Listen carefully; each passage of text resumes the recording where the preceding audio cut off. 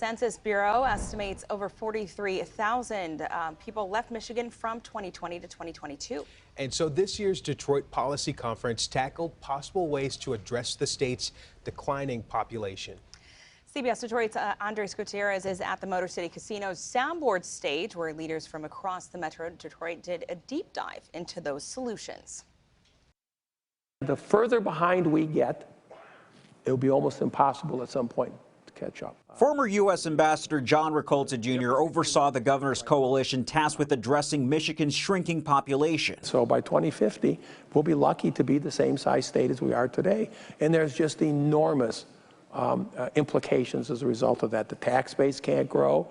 Our federal influence will wane. He says young people are leaving the state in droves to find high-paying jobs. And the unfortunate reality is we're trading, and we're sitting here, we're competing against one another. The coalition made a set of recommendations to attract young talent, including making communities with more housing and better infrastructure. We're the only major metropolitan region in the country that doesn't have a mass transit system, and we need one. And here we are, 20 years later, still talking about it. Then there's improving the education system. And I heard this story far too many times, where they were trying to recruit an executive from another state or another country with kids. They brought them in, they looked at the school system, and they said, my kids are 2 to 3 grade levels above the students in the best performing school district in the area I'm looking. That's a huge challenge for Michigan to overcome if we want to attract more people into our state. For 20 years, we have been underfunding our public school system, and it shows. And so each of us has to contribute.